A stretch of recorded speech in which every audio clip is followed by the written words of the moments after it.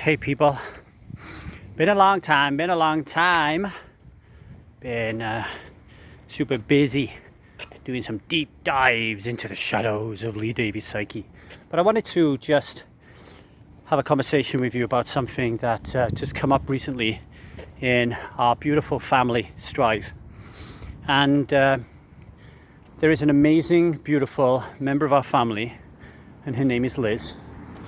And she is killing it right now under very, very difficult circumstances. So she hasn't had a drink now for like a couple of months, and her mother's really sick, and she's managing that grief and that fear without drinking, with the support of Strive and all the power and the courage that she's found within herself. And at the same time this is all happening, there's a little bit of loneliness coming up, right? Because she's changing and she's evolving. She's getting out of the uni level, that stagnant water, that low, wet darkness, and she's starting to take some leaps up the steps.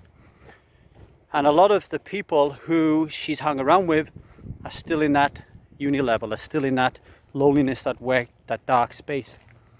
And she has a conundrum in a couple of weeks because a friend wants to kind of hang out with her, but this friend likes to drink, right? And when this friend likes to drink, she's like all other people who like to drink, they loosen their inhibitions, and that could be problematic when you're not drinking, and what you're looking for in that moment is a deep connection.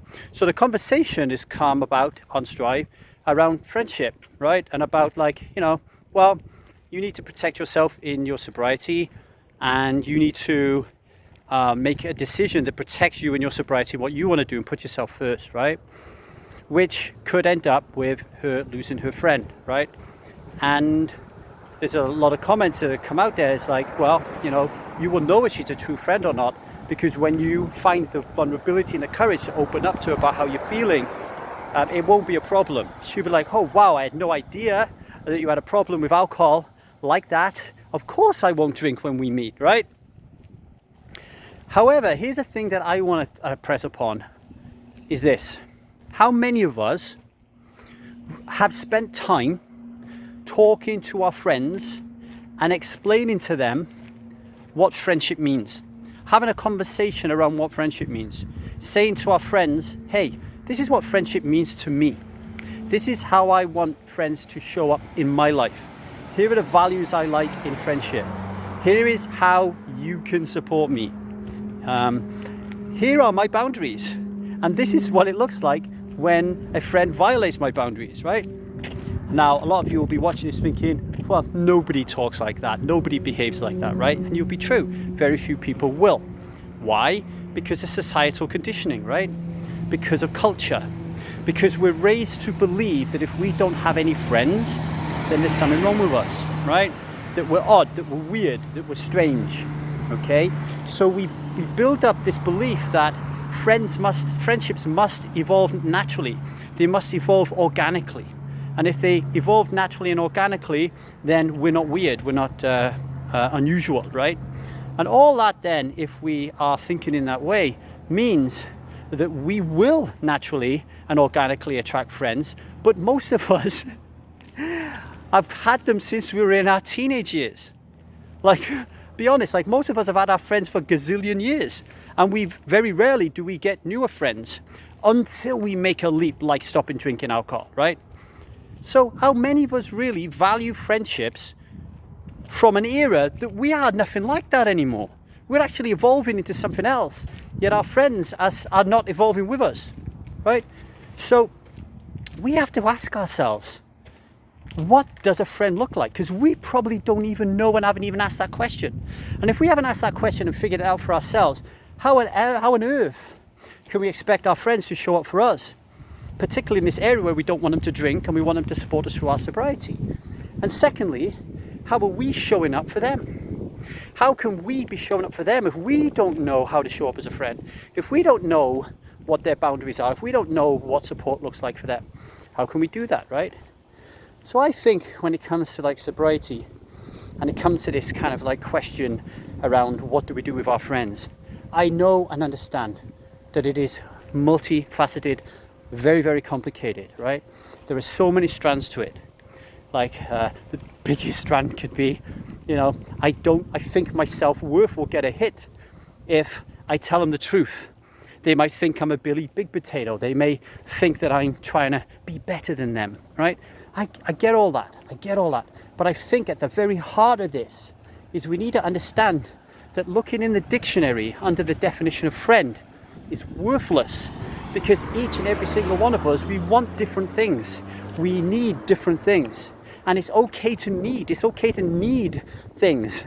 It's okay to need our kids to show up in a certain way. It's okay to need our partners to show up in a certain way. It's okay to need our friends to show up in a certain way, right?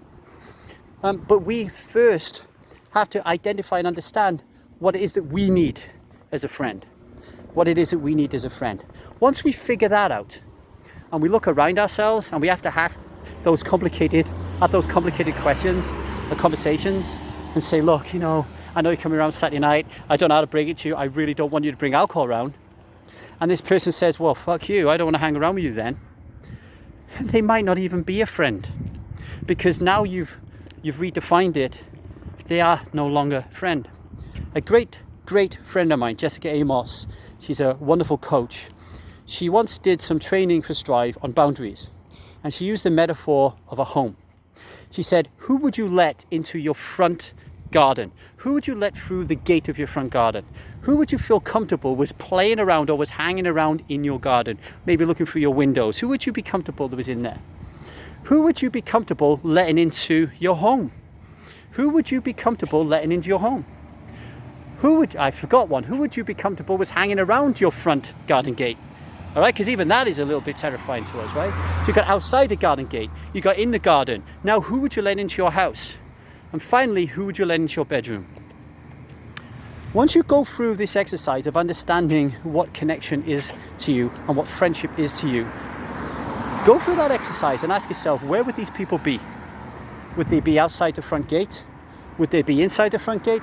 Would they be inside the house? Would they be in your bedroom? And it doesn't mean that it's your partner or your lover that's in your bedroom. I have many friends that I would let in my bedroom because I trust them. I have a deep, intimate connection with them. Now, once you've figured that out, ask yourselves, which ones would I really, really be sorry to lose? It's only going to be the ones you're letting into your house and letting into your bedroom. Everybody else can go fuck themselves, because you haven't got the bandwidth anyway to mess about with them. Okay? Anyway, hope that helps. If it lands for anyone, drop a note down below. Much love, everyone. Strive on.